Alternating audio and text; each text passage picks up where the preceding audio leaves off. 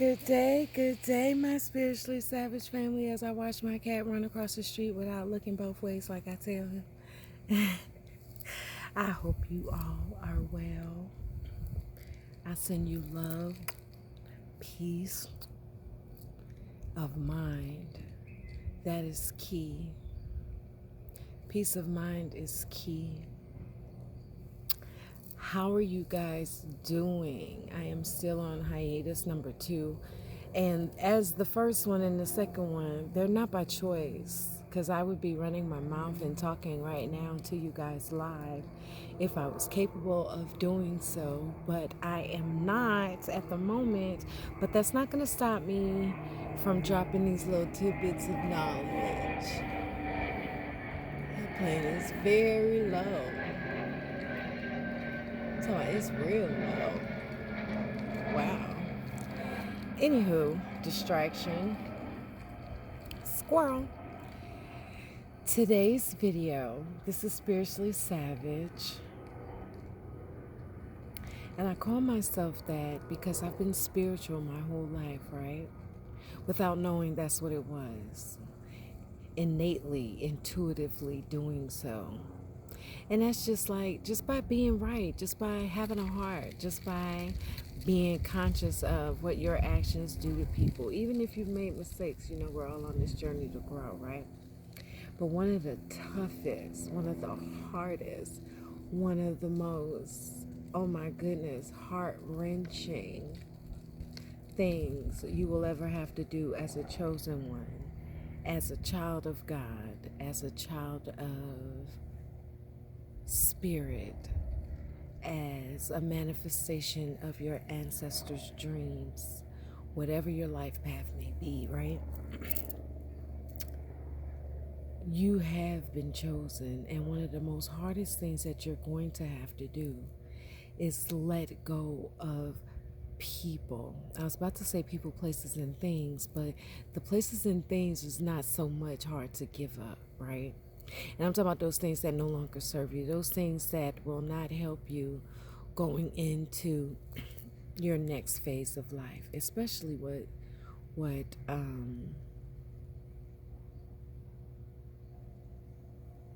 especially what's coming next. Our planet is changing, y'all. And it has changed. It's been changing for some time now. The different planetary alignments, the energies that those planets inhabit, along with whatever sector that they're in, those things are happening, which means whatever happens above happens below. But how they manifest for us below comes in different ways, and the only way for you to know that is to know yourself, right? Which is why God is probably telling you to sit down somewhere, okay? And if you don't do it intentionally, then God will do it for you. And that happens in the form of a tower.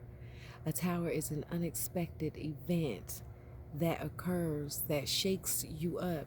It could be a good tower, it could be a bad tower. 9 times out of 10, sometimes it's what we would consider a bad tower. Even those bad towers are also to get us on the right path and to teach us very valuable lessons. Unfortunately and fortunately, and I say unfortunately because we're human and we don't like to go through those types of things. We really don't, do we? They don't feel good, do they? No, but that is where the most growth happens. That's what I've come to understand. And if you watch any of my 100 or so videos prior to this hiatus too, then you'll get where I'm coming from. If not, go back and watch them. But one of the hardest things you're going to have to do is choose yourself. And again, the places and the things are easier. I'm not going to say they're easy, because depending on what you're having to give up. Mine was junk food and food that no longer served me because they were toxic to my body, like meat, number uno. I think my 4th video, I was crying because I realized that spiritually they were trying to kill me and keep me from ascending by me eating meat, which is against the laws of nature. in abundance as we eat them. Not saying that, well, I am saying in my case, had I continued to eat meat, that would have been a way for them to keep me bound and gagged and tied. And when I say they, I mean the elite, those that use my energy, vampires. They do exist. They don't come up to you with the fangs and their pale skin and all that stuff, but they do exist. You have to think of the energy. Everything is energy. Everything is energy. Everything resonates at a energetic level. And so some of the things you're going to have to give up are those things that resonate at a very low vibing level, especially if you have addictions that run through your family. So it may not be addictions to drugs and alcohol. It may be addictions to something else. It could be addiction to sex. It could be addiction to shopping. It could be addiction to anything. Okay, but whatever you're struggling with, you're going to be asked to give that up. Okay, especially if it's an addiction. And food was like my numero uno addiction. Like literally, it was my number one addiction. A lot of people may think that weed was my number one addiction. No, that wasn't. I didn't start smoking until I was 30 years old. So I wasn't a teenager. I was well into my adulthood, had my own house, owning my own house and everything. So, anywho, but the most difficult one, and I'm 6 minutes in, is that it was 6 minutes 48 seconds. I don't know why that resonates with me. I don't know. Anywho, it's going to be letting go emotionally of people. And when I say letting go emotionally, for some it may take for you to leave in order to fully heal. But you are going to be asked to sit still in the midst of the lion's den, and that may be people that you realize, recognize, enter over, and understand that don't have your best interest at heart. Whomever that may be, it could be family members, it could be your husband, it could be your wife, it could be, your children, because children are vessels of that negative energy too. The devil, whatever you want to call it, they're both the same. Negative energy is the devil's energy. When I say negative energy in your mind, that is overthinking, that is not being clear, that is being confused. That is devil energy. Why? Because positive energy, which we consider godly energy, is not confusing, very straight to the point and concise. There is no if, ands, or buts about it. Okay?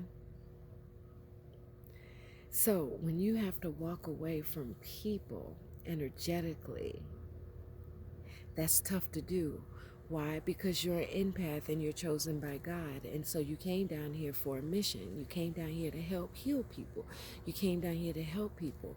But my love, my darling,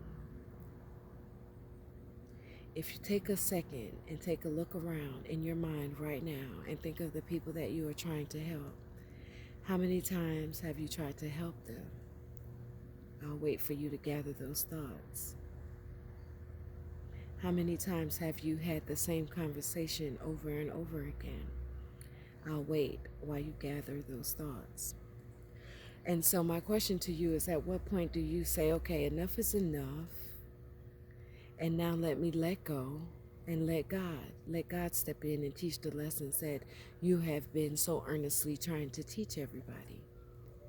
You're going to have to walk away energetically. What that means and what that looks like is that when you see something, now I'm not telling you to turn a blind eye to anything that is life-threatening. Absolutely no. And you're not turning a blind eye, but you're no longer giving your energy to it. Why? Because you are letting those responsible handle it. You have to differentiate between what is your business and what is not your business. And as an empath, that can be very hard and difficult to do, especially if you're unaware, like I was unaware. So, what you're feeling, you may be picking up on somebody else's energy, but it is not yours. But because you are unaware, you take it on as yours. And so, their problems become your problems, and you try and figure out a way to help. But if you're anything like me, anytime you try to help, it backfires on you. Okay?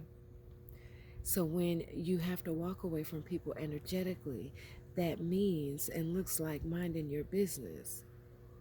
That means if they don't involve you, don't ask no questions. That means if they don't ask you, don't volunteer. That means to invitations and everything.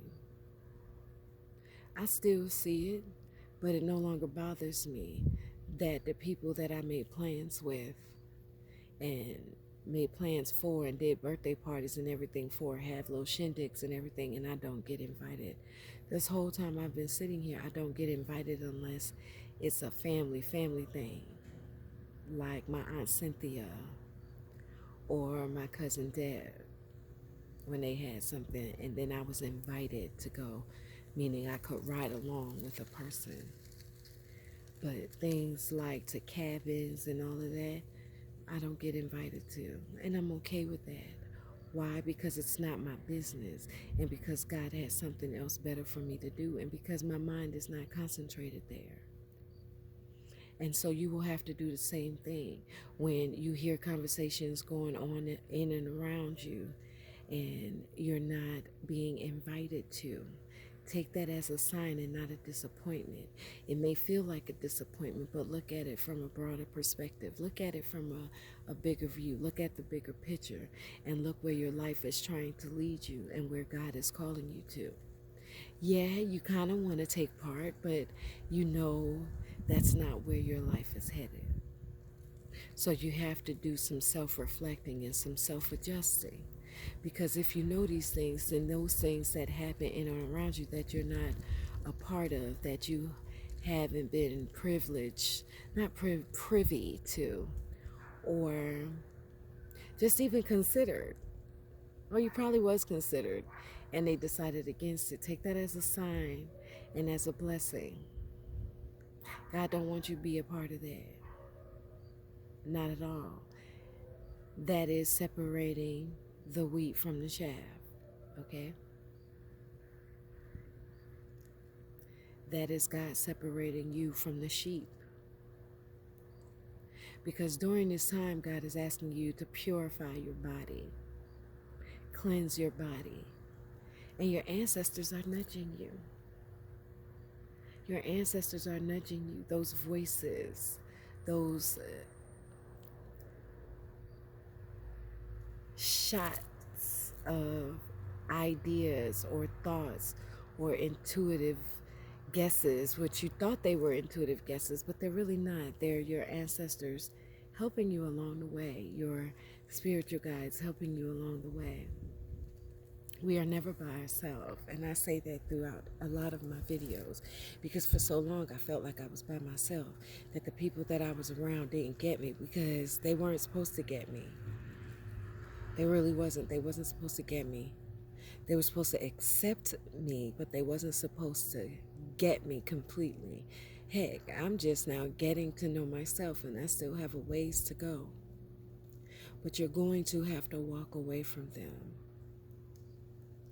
If you're heavily into religion and you're coming into spirituality, then I put this story to you that's in the Bible, the story of Lot. Okay? Look it up. But in real time, take a look around and see if you're being fed by the circle that you have around you. 9 times out of 10, you're not. You're the one doing the feeding. And I mean that to say you're the one doing the teaching. You're doing a lot of the teaching. You're learning about yourself, but it's not directly. And it won't be directly. It will be indirectly. It will be life learned lessons that you realize once you come into who you are in the spirit world, and everything and everybody around you will make sense. Okay? And if you're anything like me, the people around you have already showed you who and what they are about. But because you have a good heart, and I'm not saying that to be facetious or to be funny or to act like I'm being funny. I am saying that because I know you do. I know you do. You have a good heart. You have a good heart, and your intentions are pure. That's what I mean when I say a good heart. Everybody got a heart, but everybody's intentions are not pure. And if your intentions are not pure, then what does that make you? It's up to every individual to decide and to decipher and to go back in their history to see if their intentions were pure.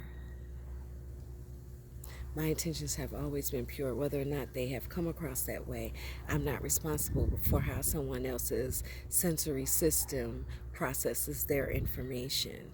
Now, if they ever had a problem with what I said or how I said it, then to me, that would be a conversation that needs to be had. But if a conversation is never had and I'm never told how another person's feeling, how can I correct it? 9 times out of 10, what you say in the circle that you were in that struck a chord with someone that they didn't like was an actual truth that they wasn't readily wanting to face, especially if it's a truth that you said before. But then you may have people around you that don't tell you what they're thinking and what they're feeling, especially if you're like me and you're the one doing a lot of the talking, and you may have said something that they did not like or didn't care for, or they thought it was a slight to them, and you have no clue or no idea. And when they exact revenge, however that comes across, you, unbeknownst to you, you have offended someone and you don't know. Those are people that you may need to take a closer look at. People who are not forthcoming with their intentions, to me, and I'm just going to keep it blunt and honest, are shady. They're shady. And this is only from my experiences, y'all, my experiences. When I tell y'all, and I've said this before, that God wiped my whole team clean. Everybody that I thought would be in my circle, everybody I thought would be in my corner, everybody. And the last 2 were undercover narcissists. One was a guy and one was a girl who I thought, when I started this journey with, not my spiritual journey, because I've been on my spiritual journey my entire life.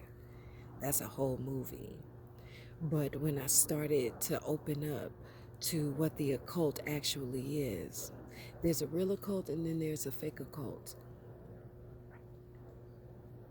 There is. You are in the real occult when you have been initiated and deemed by God. No. What's the word I'm looking for? No ritual can initiate you. There are some that believe that, and they have all these rituals, which on my journey and what I've come across, it's rituals that make you feel less than or keep you in bondage or embarrass you so they can hold something over your head. That's what the fake occult does. But when it is initiated by God, it is almost like the same path. Not quite. Don't all y'all, religious zealots, don't come at me. But it's almost like the same steps Jesus went through, where he was humiliated, he was lied on, he was unjustly accused. And you will have that happen to you by the people that are around you and the people that you associate with. And 9 times out of 10, it'll be people that you never even expected. That is part of God's initiation for you. And depending on how you handle these betrayals and these losses and these traumas and this knowledge that you come across determines whether or not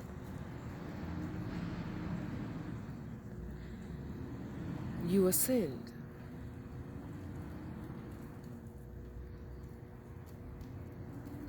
And a thought just keeps coming into my mind. How can I trust you with a lot if I can't trust you with a little?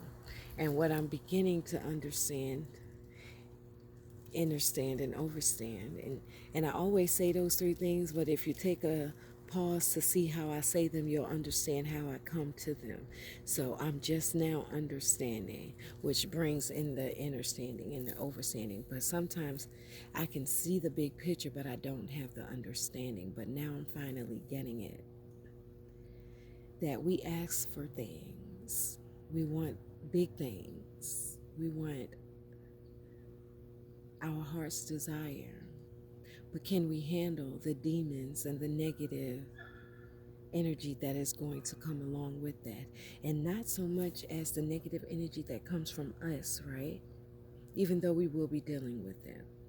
But the negative energy that will come from outside sources, for whatever reason, envy, jealousy, hate, because you got it and they don't. And so what I'm coming to understand is that I dealt with a lot, which means I can handle a lot. And apply that to your life. If you're going through a lot, that means God has something major in store for you. Just keep holding on, okay? I'm in a good mood today, so I don't know why I feel somber. I don't know why. I was just in there about to go cooking in the lab, y'all. And I came out here to just talk about choosing yourself first. You have to choose yourself. And that's difficult if you're an empath, because you see and feel. Not just because you see, but you feel other people's energy. And whether or not you've been able to grasp what it is, you want to do something. You want to do something about it. But in this day and age, God is asking you to sit still and give that energy that you so willingly give outward to yourself. And that's what I was about to do. Go give the energy to myself. Go in the lab. And that's what I'm about to go do. Give the energy to myself, so my outside can match my inside. I pick my face, y'all. Look at my face. I pick it. I do. I do. That's okay, though. My hair is still red. Yes, it is, Lord. Okay, my loves. That's it for right now. I was about to say that's it for today, but I can't call it. I may not say that's it for today. I may get back out there. Get back out here. It's a partly sunny, partly cloudy kind of day today. I see the sun keep coming in and out. But I'm in a good mood today. I feel good. I still got the crazy feeling on the inside, y'all. As I said that, it was 2323. I'm gonna have to look that up. But I feel good. I still feel this nervous energy on me though. But I feel good, and it doesn't feel like a crazy energy, like, oh my God, what's coming? Or it's not a fearful energy or anything like that. I haven't had fear in a long time. Once you know to whom you belong, and I've said that I think in an earlier video, but once you really know to whom you belong and to where you came from, fear is like non-existent. Yeah, you can be apprehensive. That's different. Fear immobilizes you. It keeps you stuck. Fear makes you feel as if there's no way out. Fear makes you feel like you gotta run or you gotta fight everything that's around you. That's what fear does to you. Fear makes you make and move hastily. That means quickly. Fear makes you feel like you have to do things fast, hurry, I gotta do this right now. I gotta, no, no, no. There's always a time in the season. Listen, y'all, I'm telling y'all, I would not know these things if it hasn't been for these past 4 years and the coronavirus. I say the coronavirus came because God needed me to sit still. It did. God shut the world down so we could sit still. So if you are watching this and you are 25 minutes in and you've gotten to this message is definitely for you. No matter when you come across, it could be 2 years from now, it could be a year from now, it could be a week from now. Whatever is happening in your life is meant to keep you sit still. It's not a punishment. It's going to feel like you are on time out forever, but it's not. Sit still. We are a part of this matrix, but you can be a part of it and not be so involved in it. We have to be a part of it to a certain extent, okay? Meaning if you have a job, that's a whole nother subject. If you go out to the grocery store, you're going to interact with people. They are of the matrix, especially if they're not awakened, and a lot of people are not awakened. But you don't have to be of it, meaning you don't have to fall for its tricks. You don't have to fall for the media when they try and get you in an uproar and get you outside yourself. Because getting outside yourself can make you lose a lot of your spiritual gifts unbeknownst to you. So if you're at the beginning of your journey, my love, sit still because there is an abundance coming for you. The plan is dictated and your chart does too. Depends on who you are though. This message isn't for everybody. And I don't generally say that on my channel. This message isn't for everybody, but I felt compelled to do so just now. So I don't know what and who you are going on in this video because it's November the 18th, Thursday. And it's like 1-ish. It's 1:28 p.m. Especially if you're going this far into my video. Okay, I'm about to end it. Choose yourself. As difficult as it may seem, and you may have to choose yourself over your family, choose yourself over your husband, your wife, like I said before, your kids, your job, your boss, your pastor. It may be, especially if it no longer resonates. And when you watch other YouTube videos and they say that to you, that basically means when they say no longer resonate, mean you don't like it anymore. It doesn't feel good anymore. And when you take a step back and you look at where you want to go in life, check out your dreams and aspirations, your hopes, your goals, and see if what you're doing that is causing you so much grief, people, places, and things, if those things that are causing you so much grief and hurting your heart and disappointment after disappointment, and you've tried and you've begged and you've cried and you've yelled and you've walked out and you've come back and you've walked out again and you've come back and still nothing, now it's time for you to let go and let God. Step out the way, especially if you're getting nudged to do so. But understand, and overstand. If it's difficult for you to walk away, there's probably black magic being done on you. So go look at my other videos. Namaste, Ashe, Mazel Tov.